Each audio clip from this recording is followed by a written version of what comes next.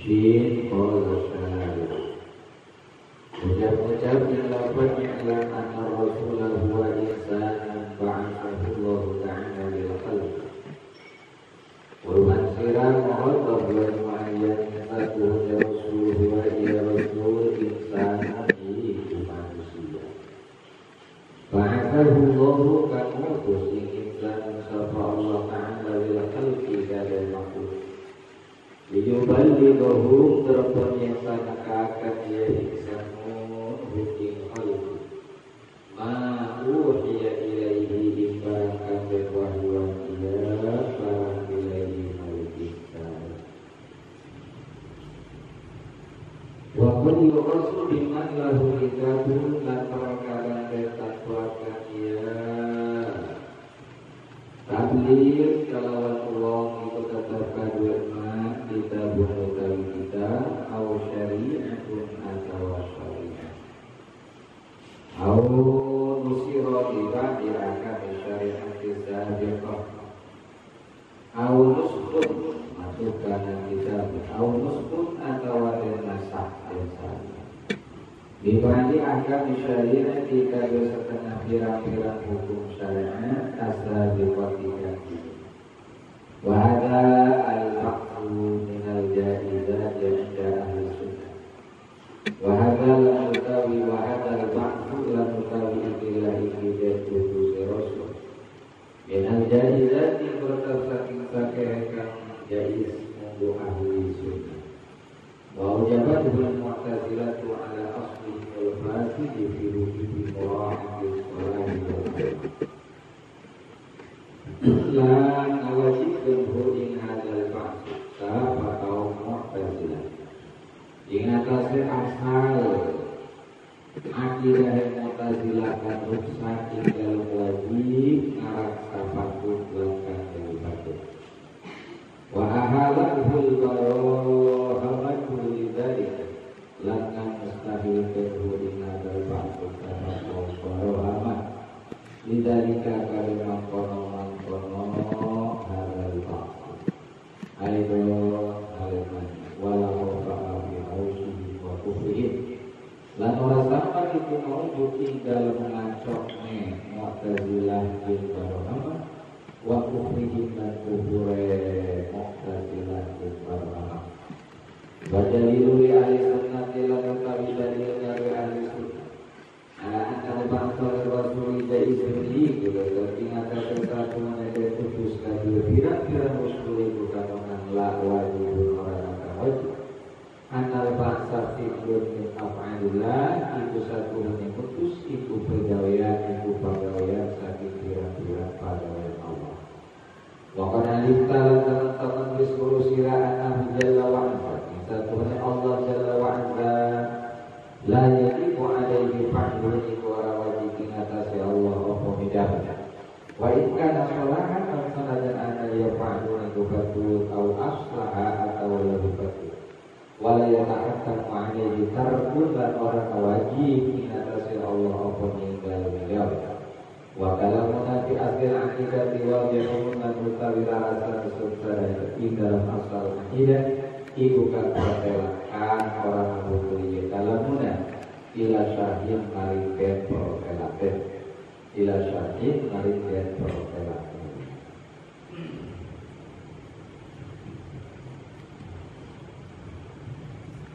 hadirin jamaah yang dimuliakan Allah Subhanahu wa taala. Hari ini kita akan membahas tentang akidah nabawiyah. Bahwasanya akidah nabawiyah adalah keyakinan ataupun kepercayaan ataupun akidah yang berhubungan dengan para nabi dan rasul. Karena di dalam Al-Quran Allah menyebutkan sebahagian para nabi dan rasul. Ada pula sebahagian daripada nabi dan rasul yang tidak disebutkan oleh Allah Subhanahu wa taala. Kenapa kita harus beriman kepada para nabi dan rasul dan juga harus mengetahui sifat-sifat yang wajib, mustahil dan jaiz bagi rasul? Karena beriman kepada para nabi dan rasul adalah salah satu termasuk bahagian daripada rukun iman. Amantu billahi wa malaikatihi wa kutubihi wa rusulihi.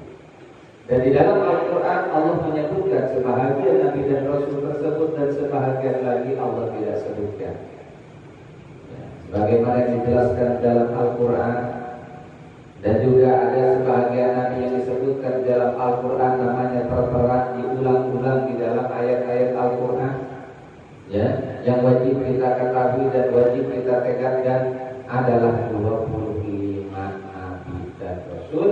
Wajib kita mengetahuinya dan wajib bagi kita untuk mengaplikasikannya, bahwa 25 Nabi dan Rasul ini adalah sebagai Nabi dan Rasul. Nah, selain daripada itu, kita pun harus beriman terhadap Nabi-Nabi dan Rasul yang tidak disebutkan di dalam Al-Quran. Yang disebutkan di dalam Al-Quran yang telah disepakati oleh para alim ulama akidah Ahlussunnah wal Jamaah, ada 25 Nabi dan Rasul, wajib kita mengetahui. Ada Adam, Idris, Nuh, Hud, Saleh, Ibrahim, Lut, Ismail, Ishaq, Yakub, Yusuf, Ayub, Shu'aib, Harun, Musa, Ilyas, Zulkifli, Daud, Sulaiman, ya, Sulaiman, Ilyas, Yunus, Zakaria, Yahya, Isa, kanjeng Nabi Muhammad Sallallahu Alaihi Wasallam. Terlebih kanjeng Nabi Isa Alaihissalam, kita mempercayainya, kita mengimaninya. Kalau kita tidak mengimani kanjeng Nabi Isa sebagai Nabi dan Rasul, maka hukumnya kafir, hukumnya murtad. Bukan seperti etekannya orang-orang Nasrani yang mengetekankan bahwa Nabi Isa itu adalah Tuhan. Nah, kalau kita balik pertanyaannya, siapa Tuhan sebelum Nabi Isa? Apakah Tuhan tidak ada? Apakah Tuhan tidak ada? Apakah orang-orang yang hidup sebelum Nabi Isa itu hampir semua? Ya, pasti otomatis jawabannya mentok. Nabi Isa kan Tuhan belum dilahirkan pada waktu itu, masa Tuhan dilahirkan? Jadi jelas itu tidak sesuai dengan akal yang sehat. Nah, bagi seorang mukallaf wajib dia mengetekankan tentang para Nabi dan Rasul serta sifat-sifat yang berkalian yang berhubungan terhadap para Nabi dan Rasul, dan sifat wajib, jaiz dan mustahil. Karena dengan mengetahui sifat-sifat yang wajib, jaiz dan mustahil bagi para Rasul, maka kita akan mengetahui mana Nabi Rasul yang asli dan mana Nabi Rasul yang KW. Apalagi di zaman sekarang banyak sekali orang yang mengaku sebagai Nabi, banyak sekali orang yang mengaku sebagai Rasul.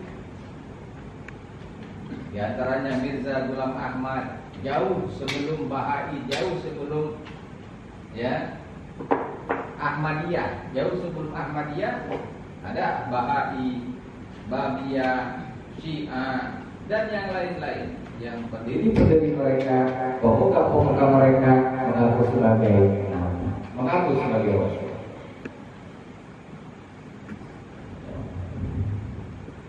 Makanya sangat salah sekali ketika seseorang mengetekankan ada Nabi selain kanjeng Nabi setelah kanjeng Nabi Muhammad Shallallahu Alaihi Wasallam, dan itu sudah disepakati oleh seluruh ulama Islam bahwa jika ada orang mengaku sebagai Nabi dan Rasul setelah kanjeng Nabi Muhammad Shallallahu Alaihi Wasallam, maka otomatis mereka murtad ataupun kafir. Kenapa di Indonesia begitu banyak Nabi dan Rasul yang dilegalkan? Ya, termasuk Bahai, termasuk Babiyah, termasuk Syiah, termasuk Ahmadiyah. Belum lagi Nabi-Nabi dan Rasul kawet lagi nih. Mbah Dedi, Mbah Bejo, Raden Yusuf, bahkan yang di Jawa itu maaf, dia mengaku sebagai Nabi Isa gitu kan. Masa Nabi Isa orang Jawa? Ibunya juga si Katia. Kan ibunya Nabi Isa kan Siti Maryam, bukan Katia. Kalau orang Jawa kan biasa ada yang Madinah, Katia gitu. Kalau laki-laki pakai Aliono atau ini pakai Jadi ketika kita ngerti tentang sifat-sifat yang wajib mustahil terjadi sebagai Rasul, maka semakin kuatlah keimanan kita, maka semakin kokohlah iman kita. Karena tidak sah imannya seseorang jika dia tidak beriman kepada para nabi dan Rasul. Dan masalah diutusnya para nabi dan Rasul ini ada beberapa masalah yang sangat sentral, ada beberapa masalah yang sangat jelas kontras perbedaannya dengan akidah-akidah yang lain. Oke, misalkan di luar akidah Ahlussunnah wal Jamaah mereka percaya terhadap ada nabi dan Rasul, seperti paham Mu'tazilah, ya, seperti paham yang lain-lain selain daripada Mu'tazilah. Mereka percaya ada nabi dan Rasul, tetapi permasalahannya, di pokok permasalahannya adalah pengutusan nabi dan Rasul ini yang menjadi perdebatan di kalangan umat Islam. Karena kaum Mu'tazilah mereka meyakini bahwasanya Allah mengutus para nabi dan Rasul ini bagi mereka itu wajib. Kaum Mu'tazilah mereka menyatakan bahwasanya Allah mengutus para nabi dan Rasul itu wajib, karena mereka berkeyakinan bahwa Allah Subhanahu wa Ta'ala itu wajib mengerjakan sesuatu yang baik dan yang lebih baik. Itu menurut anggapan mereka, menurut akidah mereka. Nah, kalau menurut kita, diutusnya para nabi dan Rasul itu untuk menyampaikan risalah, untuk menyampaikan hukum-hukum Allah Subhanahu wa Ta'ala kepada umat manusia, itu hanya sebatas jaiz bagi Allah. Artinya tidak ada kewajiban bagi Allah untuk memutus para nabi dan Rasul, dan juga tidak ada kemustahilan bagi Allah untuk tidak memutus. Karena memutus dan tidak diutusnya para nabi dan Rasul tersebut, menurut akidah Ahlussunnah wal Jamaah, akidah yang kita pegang, itu sebatas jaiz, boleh bagi Allah memutus para nabi dan Rasul, dan boleh bagi Allah tidak memutus para nabi dan Rasul. Kenapa? Karena tidak ada satu kewajiban yang harus dilakukan oleh Allah, tidak ada satu pekerjaan yang harus ditinggalkan oleh Allah. Seluruh perkara yang mungkin jaiz bagi Allah. Jaiz adalah fa'lul kulli mungkinin aw tarku, boleh mengerjakan, menciptakan sesuatu daripada yang mungkin ataupun meninggalkan. Maka dalam hal ini akidah Mu'tazilah sesat dan menyesatkan, bahkan di sini divonis kufur. Di sini divonis kufur. Berbeda dengan kaum Barohah ini. Ya, ini lebih ekstrim lagi daripada kaum Mu'tazilah. Karena Barohah tidak mengetekankan adanya nabi dan Rasul. Tidak mengetekankan adanya nabi dan Rasul. Ya jelas, ini ngancam. Karena di dalam Al-Quran sudah dijelaskan, disebutkan, maka Muhammadun aba ahadin min rijalikum walakin Rasulullah, disebutkan tadi Nabi Muhammad. Wa fil kitab Idris innahu kana siddiqan nabiyya, disebutkan tadi Nabi Idris, dan masih banyak lagi. Tetapi kaum Barohah tidak mengatakan adanya nabi dan Rasul, berarti baru mengingkari Al-Quran. Dan para siapa yang tidak percaya ataupun mengingkari Al-Quran, jelas jangankan 30 juz, jangankan satu surat, jangankan satu ayat, sepotong ayat saja tidak percaya terhadap Al-Quran, murtad, kafir. Nah, berbeda juga dengan orang Yahudi. Mereka sebagian iman terhadap para nabi dan Rasul, tapi sebagian lagi mereka tidak iman terhadap nabi dan Rasul. Makanya mereka berani membunuh para nabi dan Rasul. Saking membantah dan membangkangnya kaum Yahudi dan Israel. Begitu pula dengan orang-orang Nasrani. Mereka tidak percaya terhadap kaki Nabi Muhammad Sallallahu Alaihi Wasallam. Ketika seseorang tidak percaya terhadap kanjeng Nabi Muhammad atas kenabian dan kerasulan kanjeng Nabi Muhammad, maka otomatis kafir. Bahkan jika ada orang mengetikkan ada manusia selain Nabi dan Rasul, dia lebih mulia daripada Nabi dan Rasul, kafir. Sama halnya seperti Babian. Dia mengatakan dia lebih mulia daripada Nabi dan Rasul. Nah, jadi seorang mukallaf diwajibkan oleh agama. Dia wajib mengetahui, wajib mengatakan tentang akidah nabawiyah ini. Jumlah 9, tidak banyak. Sifat yang wajib terhadap para nabi dan rasul 4, mustahilnya 4, dari ijazah sidik, amanah, tabligh, fatonah, ya, diri, khianat, kitman dan balada, dan satu lagi sifat amradul basyariyah, sifat-sifat kemanusiaan. Itu adalah sifat jaiz bagi para nabi dan rasul, karena nabi dan rasul itu dari jenis manusia, ya, dari jenis manusia. Maka nanti dibahas takrif daripada rasul itu. Di sini lebih simpel takrifnya. Kenapa bukan malaikat? Kenapa bukan jin yang diutus sebagai nabi dan rasul? Karena tidak sejenis.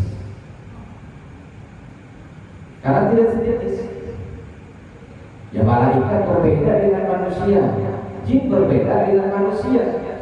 Karena dari bahan pelakunya saja sudah berbeda, karakternya juga berbeda, ya, berbeda.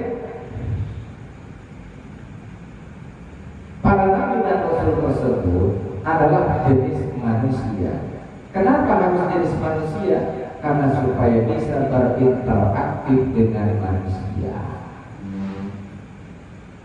Kalau dengan malaikat kan susah.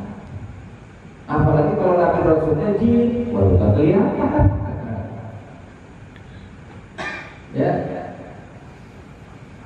Karena nabi dan rasul ini adalah sebagai utusan Allah, maka apa saja urusan manusia. Karena hikmah diciptakannya para nabi dan rasul bukan tujuan, adalah untuk mengurusi segala kebutuhan manusia, baik urusan duniawi dan urusan akhiratnya. Terlebih urusan akhiratnya, bagaimana dia hidup di dunia agar bisa mencapai kebahagiaan di akhirat. Maka diatur urusan dunianya, tidak boleh sembarangan. Bagaimana tata cara dia beribadah, bagaimana tata cara dia bermuamalah dengan makhluk, dengan sesama manusia, itu diatur urusan-urusan yang bersifat dunia, tetapi tujuannya adalah untuk meraih kesuksesan di akhirat. Apalah arti sukses di dunia kalau di akhirat celaka? Di dunia boleh titel tinggi, di dunia boleh jabatan tinggi, boleh harta benda banyak, sukses, tidak terkena jeratan hukum, lolos dari jeratan hukum, karena semuanya bisa dibeli. Sultan dilawan. Ya, kalau sekarang kan bahasanya sultan, kan? Karena sultan itu pangkat yang paling tinggi di dunia, sultan. Dari segi pemerintah, karena sultan itu raja, ya. Seharusnya orang yang mengatakan sultan itu harusnya ditangkap. Kenapa? Karena tidak boleh ada 2-3 presiden dalam satu negara. Kacau. Tapi sudah menjadi istilah kalau kita itu sultan. Jadi sultan itu sekarang kategorinya apabila orang itu sudah sukses, tajir, melintir, gitu kan, namanya sultan. Ada sultan juga di penyanyi Sultan Jordi.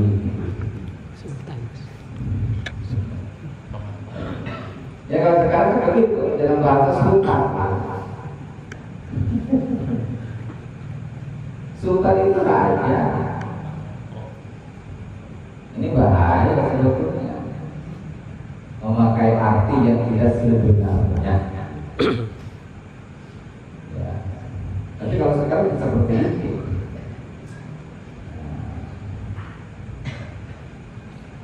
Jadi bukan hanya urusan akhirat yang diatur oleh agama, urusan dunia pun diatur. Ya. Diatur, maka tidak boleh semena-mena karena kita hidup ya sudah diatur sesuai dengan syariat yang berlaku, sesuai dengan aturan-aturan Allah dan Rasulnya. Tidak boleh semena-mena. Nah, kalau sekarang kan agama diatur sama kita, bukan kita diatur sama agama. Ya Allah, ya. Hukum Tuhan saja bisa kalah dengan hukum manusia, hukum negara ya. Kan belum. Tidak sesuai dengan akidah, tidak sesuai dengan kaidah.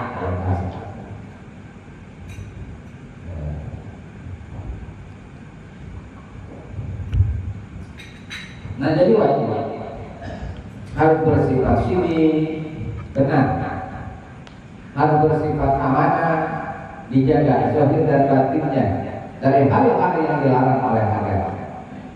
Harus bersifat tabligh, menyampaikan apa yang harus disampaikan kepada umat, dan juga harus fatonah, harus pinter.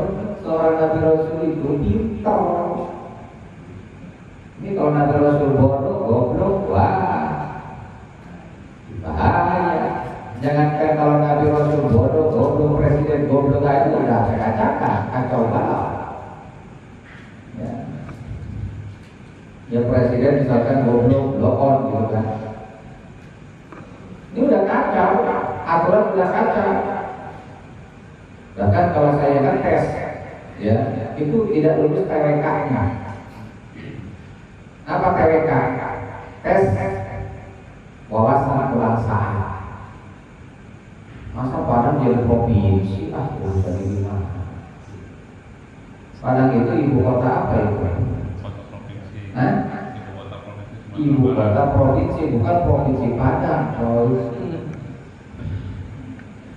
Apalagi promosi Bipang, bukan berapa duit sih itu provinsi jadi promosi Bipang.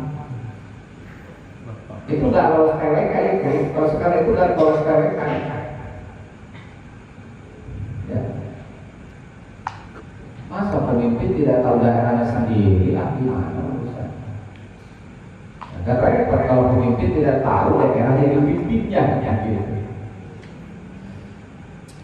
Ya minimal dia harus tahu gitu kan, ada berapa provinsi, ada berapa kabupaten, ada berapa desa, ada berapa sungai, kan gitu harusnya. Ada berapa janda gitu seluruh Indonesia. Oh, lebih berat kan?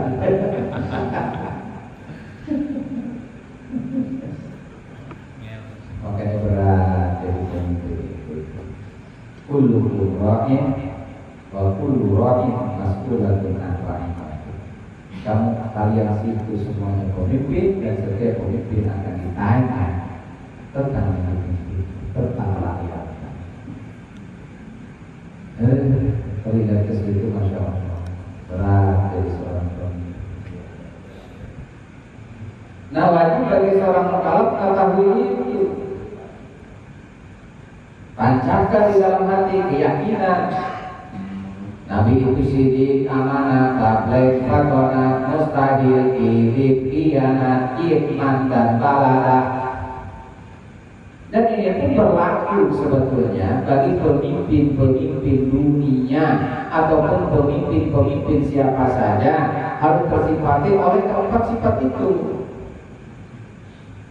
Kalau ingin baldatun thayyibatun wa rabbun ghafur, jangan harap menjadi baldatun thayyibah wa rabbun ghafur